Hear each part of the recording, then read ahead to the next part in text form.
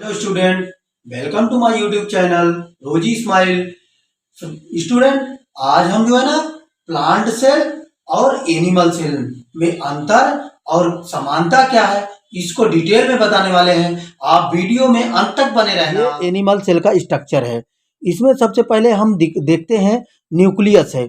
Nucleus ये लाल रंग का जो घेरे के अंदर सबसे अंदर है, इसको न्यूक्लियस बोलते हैं। और इसके चारों तरफ एक राउंड शेप में एक गोला घिरा हुआ है जिसको न्यूक्लियर न्यूक्लियर एनवेलप कहते हैं। इसी को न्यूक्लियर मेम्ब्रेन भी कहते हैं। अब साइटोप्लाज्म जो एक सेल के अंदर जो होता है, साइटोप्लाज्म में लिक्विड भरा है, उसको साइटोप्लाज्म कहते हैं। आप देख सकते हैं ये तीर से, ये साइटोप्लाज्म है। अब एक उसके नीचे है गाल्गी ऑपरेटस। गाल्गी ऑपरेटस आप देख सकते हैं, इधर साइड में राइबोसोम है। छोटे छोटे छोटे छोटे आकार के बहुत सारे राइबोसोम है। लाइसोसोम और ये न्यूक्लियस के चारों तरफ घिरा पड़ा है एंडोप्लाज्मिक रेटिकुलम। अब सेल मेम्ब्रेन आपको दिख ही गया। न्यूक्लियस मेम्ब्रेन ये हो गया। सेल मेम्ब्रेन सबसे ऊपर ही झिल्ली जो होती है उसको सेल मेम्ब्रेन कहते हैं।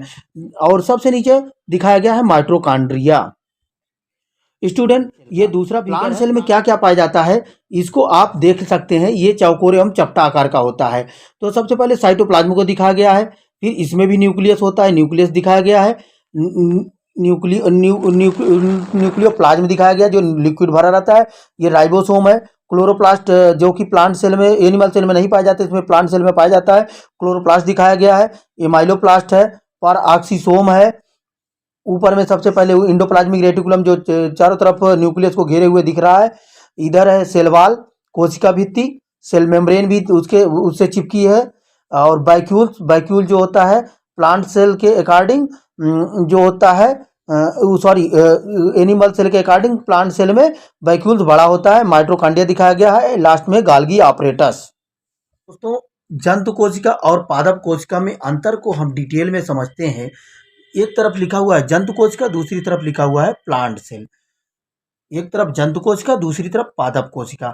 तो जंतु कोशिका और पादप सबसे पहले तो ये बता दें कि पादप होता क्या है। पौधों को पादप कहा जाता है। जंतु, एनिमल हो, जंतु हो या मतलब चाहे जानवर हो चाहे इंसान हो, सब ये जंतु कोशिका के अंतर्गत में आते हैं। पादप कोशिका प्लांट सेल, पौधों की कोशिका को क्या बोलते हैं? पादप बोलते हैं, पादप सेल बोलते हैं। तो अब आइए देखते हैं जंतु कोशिका और पादप कोशिका किस तरीके की होती है। जैसे कि हम फिगर में बता चुके हैं, जंतु कोशिका भी दिखाया है और पादप कोशिका भी दिखाया जाए। जंतु कोशिका जो होती है छोटी और आकार में गोल होती है, जैसा कि फिगर में दिखाया गया है। और पादप कोशिका जो होती है चपटी और चौकोर आकार की होती है। जो वैक्यूल्स होता है वो जंतु कोशिका में छोटा होता है और इसके अकॉर्डिंग पादप कोशिका में वैक्यूल्स बड़े साइज का होता है। और वैक्यूल्स में होता क्या है? वैक्यूल्स में जो होता है जल स्टोर करने के लिए होता है। वैक्यूल्स बड़े साइज का प्लांट सेल में इसलिए पाया जाता है क्योंकि ये जल स्टोरेज का काम करता है। जैसे पतझड़ का मौसम आ जाए या कोई वैसा हो जाए, सीजन आ जाए जिसमें पत्ते झड़ जाएं, तो पौधे कैसे जीवित रहेंगे? पानी की जरूरत पड़ेगी।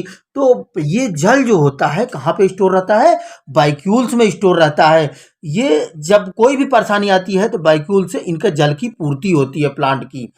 और एनिमल सेल में वैक्यूल छोटा होता है। लाइसोसोम, एनिमल सेल में यानी जंतु कोशिका में लाइसोसोम पाया जाता है और पादप कोशिका में लाइसोसोम नहीं पाया जाता है। पादप कोशिका में लाइसोसोम नहीं पाया जाता है। अब बात करते हैं, जंतु कोशिका में सीलिया पाया जाता है और पादप कोशिका में सीलिया नहीं पाया जाता। सीलिया होता क्या है? सीलिया और एक फ्लैजला है। फ्लैजला जो है जंतु कोशिका में पाया जाता है, पादप कोशिका में फ्लैजला नहीं पाया जाता है। सीलिया और फ्लैजला होता क्या है? सीलिया और फ्लैजला जो होता है हेयर लाइक स्ट्रक्चर जो होता है, बाल समान संरचना जिसको बोलते हैं होती है, उसको सीलिया और फ्लैजला कहते हैं। इसका दो काम होता है। सीलिया और फ्लैजला का दो काम होता है। छोटे आकार के बाल को सीलिया कहते हैं, बड़े आकार के बाल को फ्लैजला बोलते हैं। तो सीलिया और फ्लैजला जो होता है, एक तो मूवमेंट का काम करता है, गति प्रदान करता है। और दूसरा ये जो होता है कोई भी भोज्य पदार्थ या कोई भी वो होता है, इसका अवशोषण मतलब शक कर लेता है, चूस लेता है। जिसकी भोज्य पदार्थ जो भी आता है उसको चूसने का भी काम करता है। नंबर 6 पे आते हैं, सेल वॉल। जंतु कोशिका में सेल वॉल नहीं पाई जाती है, पादप कोशिका में सेल वॉल पाई जाती है। जंतु कोशिका में सेल वॉल नहीं पाया जाता है, और जबकि पादप कोशिका में सेल वॉल यानी कोशिका भित्ति पाई जाती है। जंतु कोशिका में प्लास्टिड, जिसको लवक बोलते हैं, नहीं पाया जाता है, क्योंकि प्लास्टिड जो होता है पादप कोशिका में पाया जाता है। यही प्लास्टिड जो भोजन निर्माण करने में जो है मदद करता है प्लांट सेल को। तो अभी तक हमने जंतु कोशिका और पादप कोशिका में अंतर को देख लिया है। तो अब आइए जानते हैं जंतु और पादप कोशिका में समानता क्या होती है। Similarity between animal and plant cell. मैंने एनिमल सेल को इधर लिख दिया, प्लांट सेल को इधर लिख दिया। इस तीर के माध्यम से ये तीर और ये तीर आके यहाँ मिलती है, यानी दोनों में ये चीजें पाई जाती हैं। सेल मेम्ब्रेन, कोशिका झिल्ली। कोशिका झिल्ली का क्या काम होता है? कोशिका झिल्ली जो है चारों तरफ से सेल को घेरे रहती है, ये एक इन्वेलप का काम करती है, जिससे कोई भी सेल ऑर्गेनेल्स सेल से बाहर नहीं निकल पाते। माइटोकॉन्ड्रिया, दोनों में श्वसन होता है, दोनों में एनर्जी चाहिए। तो प्लांट सेल को भी एनर्जी चाहिए, एनिमल सेल को भी एनर्जी चाहिए, इसलिए माइटोकॉन्ड्रिया दोनों में पाया जाता है। राइबोसोम जो होता है बड़े आकार का 80S पाया जाता है एनिमल सेल में एंड प्लांट सेल में। राइबोसोम का क्या होता है, कार्य होता है प्रोटीन का निर्माण करना। एंडोप्लाज्मिक रेटिकुलम, एंडोप्लाज्मिक रेटिकुलम दो प्रकार का होता है, मैंने पहले ही वीडियो में बता चुका हूँ। एंडोप्लाज्मिक रेटिकुलम जो होता है रफ एंड स्मूथ दोनों पाए जाते हैं, क्योंकि इसमें राइबोसोम प्रोटीन का निर्माण होना है, सेल की वृद्धि होनी है, प्लांट की ग्रोथ होनी है, इसलिए एंडोप्लाज्मिक रेटिकुलम दोनों में पाया जाता है। गाल्गी बॉडी, गाल्गी बॉडी दोनों में पाया जाता है, प्लांट सेल और एनिमल सेल दोनों में पाया जाता है। गाल्गी बॉडी का क्या काम होता है? परिवहन करना। किसका परिवहन करना?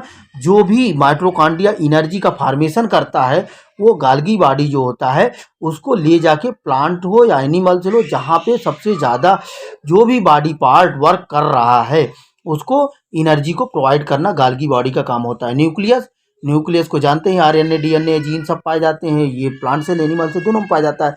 सेंट्रोसोम, सेंट्रोसोम दोनों में पाया जाता है, प्लांट सेल और एनिमल सेल। सेंट्रोसोम का क्या काम होता है?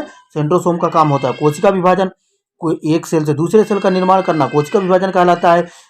तो सेंट्रोसोम जो होता है एनिमल सेल में तो पाया ही जाता है, प्लांट सेल में पाया जाता है, लेकिन प्लांट सेल जो होता है उसमें छोटे ही पौधों में सेंट्रोसोम जो होता है कोशिका का विभाजन करता है, जबकि बड़े पौधों में सेंट्रोसोम से सेल डिवीजन ना होके सेल प्लेट के जरिए सेल डिवीजन होता है। Thank you friends and student watching this video till the end. दोस्तों, अगर हमारा वीडियो आपको अच्छा लगा तो शेयर करें, सब्सक्राइब करें और कमेंट जरूर करें।